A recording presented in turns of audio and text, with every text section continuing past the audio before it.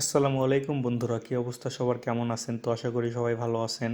তো সম্প্রতি সংযুক্ত আরব আমিরাতে এসেছিল ডক্টর মোহাম্মদ ইউনূস, আর উনি আসার পরে সংযুক্ত আরব আমিরাতের ভিসার অবস্থা কি হলো, ভিসা চালু হবে কিনা বা কদ্দূর কি হলো না হলো, এসব নিয়ে আজকে আলোচনা করব। তো চলুন আজকের এই ভিডিওটি শুরু করা যাক। তো বন্ধুরা, সম্প্রতি দুবাইতে এসেছিল ডক্টর মোহাম্মদ ইউনূস। উনি আসার পরে ওয়ার্ল্ড সামিটে যোগ দেন এবং ওখানে বিভিন্ন ধরনের বক্তৃতা রাখেন। ওনার সাথে এখানকার এম্বাসির যারা প্রধান তারাও ছিলেন।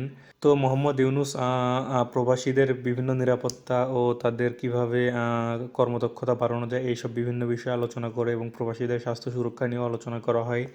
এবং সর্বশেষ উনি ভিসার ব্যাপারে আলোচনা করা, যেভাবে ভিসার জটিলতা দূর করা যায় এই বিষয়ে উনি বিভিন্ন ধরনের আলাপ আলোচনা করেন। এবং উনি এই দেশের যে সরকার আছে তাদের কাছে বাংলাদেশিদের জন্য ভিসা উন্মুক্ত করার ব্যাপারেও কিছুটা বক্তৃতা রাখেন। তো উনি চলে যাওয়ার পরে ভিসার অবস্থা এখন আগের মতোই রয়েছে, এখনও আউটসাইড ভিসাগুলো বন্ধই রয়েছে, আউটসাইড ভিসাগুলো এখনও চালু হয়নি।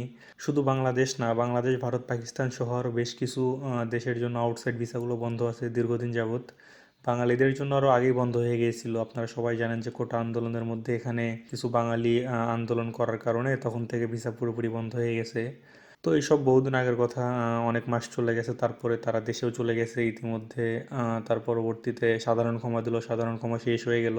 তো ডক্টর মোহাম্মদ ইউনূস সহ আরও এই দেশের যারা এম্বাসির লোকজন আছে তারা প্রতিনিয়ত বিভিন্ন ধরনের মিটিং করছেন এই ভিসা চালুর ব্যাপারে, কিন্তু এখনও কোনো ফাইনাল সিদ্ধান্ত বা তারিখ জানা যায়নি। ভিসা চালুর ব্যাপারে যারা বলছে যে নির্দিষ্ট একটা তারিখ দিচ্ছে, আসলে এটি সঠিক নয়, কারণ এখন পর্যন্ত নির্দিষ্ট করে কোনো তারিখ জানায়নি যে কবে থেকে ভিসাটি চালু হবে। তো দেখা যাক আরও কতদিন লাগতে পারে এই ভিসাটি চালু হতে। তো এই ছিল সংযুক্ত আরব আমিরাতের বর্তমান ভিসা অবস্থা। তো বন্ধুরা, আপনি যদি সংযুক্ত আরব আমিরাতের নিয়মিত আপডেট পেতে চান তাহলে এক্ষুনি আমাদের এই ইউটিউব চ্যানেলটি সাবস্ক্রাইব করে পাশে থাকা বেল বাটনটি অন করে আমাদের সঙ্গেই থাকুন। ধন্যবাদ।